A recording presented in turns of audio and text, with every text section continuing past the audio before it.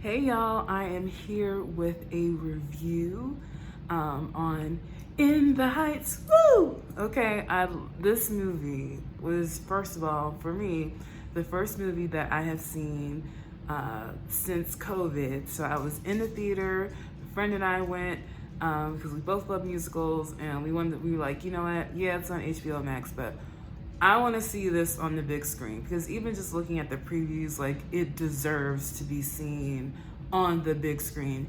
And it was such a great decision to do that because just the whole movie is, in a nutshell, like it's such a feel good, it's a feel good movie. It's energy. It definitely has the summer vibe and hopefulness to it, but also there's parts that make you think, think about, what's happening in society, the plight of people who are undocumented in this country, and the things that they go through. But overall, though, like it was such an enjoyable movie. There was humor, the story was good. So let me back up a little bit and give you a little bit of history on In the Heights. So if you don't know, way back in 2008, In the Heights debuted on Broadway after a couple of runs off Broadway and even in Connecticut. But in 2008, In the Heights hit the scene Broadway. It was a smash hit. It had 14 Tony nominations, of which it won 4. And one of those was for Best Musical. And I can see why, So In the Heights is talking about a neighborhood in New York called Washington Heights, okay? And the music and lyrics were written by Lin-Manuel Miranda. Unless you've been living under a rock for the past 5 years, he is the celebrated genius and creator of Hamilton, okay? If you haven't heard of Hamilton, I don't even know how you would even, no comment, like Hamilton, just Google it if you don't know, which I find it very hard to believe if you don't know what Hamilton is. So, especially if you've watching this YouTube video. Okay, anyway.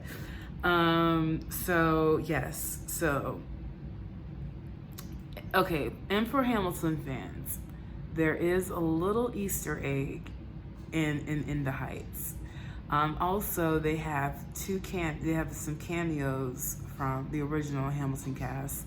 There's a cute scene between Lin-Manuel Miranda and Christopher Jackson, who, fun fact, in the Broadway musical, Lin-Manuel played Uznavi, who is the protagonist here, and Christopher Jackson played Benny. So it was a nice nod to the original Broadway cast in that movie. And if you love Hamilton, and then there's a third little Easter egg in the middle of the movie that includes Hamilton that I'm not going to give away because I want you to go see this film. It will make you feel better. It will make you feel good. It'll make you feel happy. In the Heights. Woo! Yeah, okay. How could you? I found myself multiple times dancing in my seat because I'm like, I just love the energy. I love the music, love the story.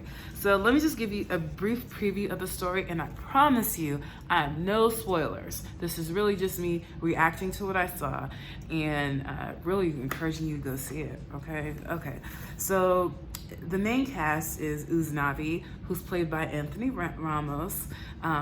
Uznavi, well, also, if you're a Hamilton fan, you know that Anthony Ramos was part of the original Hamilton cast on Broadway. So this is a star turned for Anthony Ramos, and he knocks it out of the park.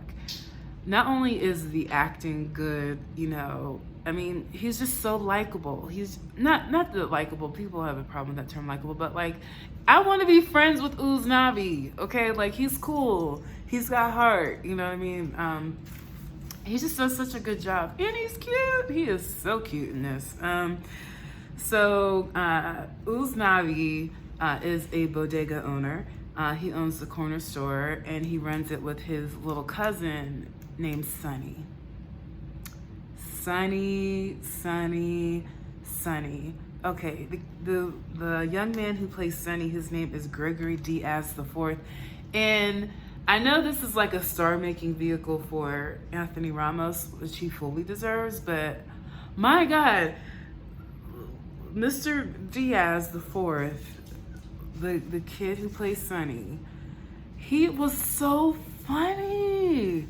And I had never seen this. I had never really seen him in anything before. But I looked on his Wikipedia, and apparently he's been in the Unbreakable Kimmy Schmidt. So I need to catch up on that show because I don't remember seeing him. But yeah, this little boy has so much swag in this movie. Oh my, he is too young to have all that swag. I mean, he's just so funny and like, but he also has his dramatic moments, and I'm sitting there about to cry, in some of his scenes. So just like, well done. Okay. So Sonny works with Uznavi in the corner store, and it's not just just helping his little cousin out or whatever, but like Uznavi is really like a father figure for Sonny. They are very, very close, and it's Uznavi's dream Uznavi came to the United States when he was 8 with his parents, I believe. I think I have that right. When he was a young kid with his parents. And so Uznavi remembers, from his perspective, how great his life was in the Dominican Republic. That was where he was happy, where his father had a beachside bar. That was his passion. And Uznavi is really married to his dream of going back to the Dominican Republic, because to him, that is his home, that is his happy place. But in the meantime, though, and he wants to take Sonny with him, and he wants to take his Abuela, Claudia, with him. Fun fact about Abuela Claudia is that she was played by Olga Merediz, who is the OG Abuela. She played that role. She originated that role in the Broadway run back in 2008. So I personally love it when original cast members, who are on the stage in theater, then they get to show out, they get to, when it hits the big screen, that they get their role too. I love that. I love that. So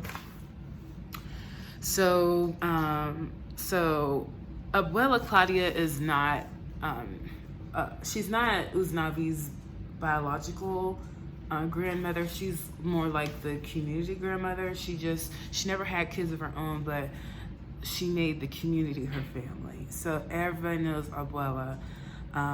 Everyone loves Abuela, and she's really like the backbone, the grounding figure in Washington Heights, in that corner in Washington Heights. So then you have Vanessa, played by Melissa Barrera. She is she works in the corner salon. She does hair, she does nails, but she has dreams bigger than her neighborhood. She wants to just get out of her neighborhood. She's an aspiring fashion designer, and she wants to live in the West Village. She wants to move to Manhattan and pursue her dreams there. She just wants to leave that neighborhood behind. She's also the love interest of Uznavi. Uznavi has had a latent crush on her forever, and you'll see how that plays out in the film. Then we have Benny, who is Uznavi's best friend, and Benny, played by Corey Hawkins, wonderfully. And first of all, everyone can sing. I know it's a musical, but like everyone can really sing in this film. That aside, Benny has a romantic relationship with Nina, played by Leslie Grace. And Nina's backstory is that she is the one who got out. You know what I mean? She is coming back after her first year at Stanford. So she made it. She made the Ivy League. She always had good grades in school. But Vanessa has some news when she gets back, and everyone is stunned. And no one understands, why she's making the decisions that she's making. So, and then we learn about Nina's father, Kevin, who is played by the legendary Jimmy Smits. Who knew Jimmy Smits could sing? I had no idea. But Jimmy Smits knocks it out of the park as well, playing Nina's dad. And he runs a cab company who not Kevin, I'm sorry, but who Benny, Nina's love interest slash boyfriend, whomever, works there. So her boyfriend works for her dad. Interesting dynamic there. Let's see. So yeah, those are all the main characters. Got some great cameos in this movie, including Mark Antony, who shows up for a very dramatic scene between he and Uznavi. And I don't mean dramatic in terms of, oh, there's all this action going on, but just the emotional work that they do in that scene and all that's communicated. Especially, does Mark Antony's character even say more than 20 words? I don't think so. But just the nonverbal, just go see it. Like they just do. Everyone just does their part, from the background dancers. Oh, that's another thing I want to bring up. The background dancers, the people in this movie, like, hats out to John M. Chu, the director, the casting people, all of those people.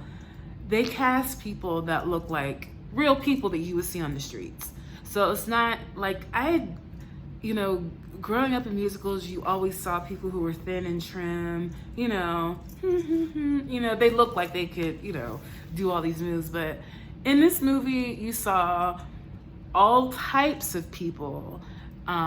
Mostly, I want to say they were all people from minority communities. So you saw Afro Latinos, you saw white Latinos, you saw Asians, you saw it looked like a diverse neighborhood that it is. So I love that. And it wasn't just racial diversity, but it was body type diversity. So you had people who definitely shop at Lane Bryant doing these pirouettes and these jumps and everything else. Like, the people, and they killed it, and they weren't stuffed in the back either. You had big people in the front, honey, doing these spins and these jumps and these turns. So I'm like, this is what I'm talking about. I wish when I was growing up that I saw, people as diverse as that on the big screen doing these dances and leading in these types of films.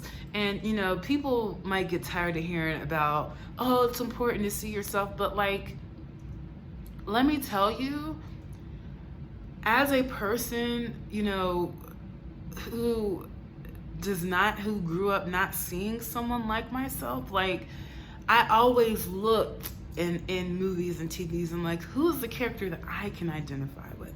Not just emotionally, but like physically, representationally, like, Like, I always, always gravitating toward the characters who look like you, So it's like, that type of representation shouldn't be a luxury. It shouldn't be an exception. It should be the norm, because it means a lot to see someone who looks like you doing big things.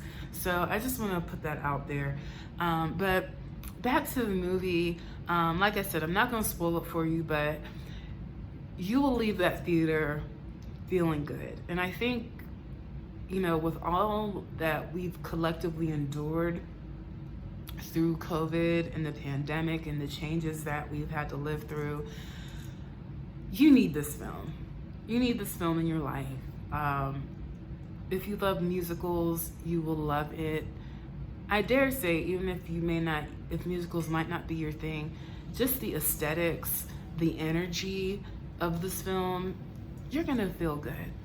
And I mentioned earlier that this movie makes you think, because they crystallize the issues for people who live in the United States who are undocumented, the dreamers, people who were brought here as babies and children, who are undocumented, and what they go through.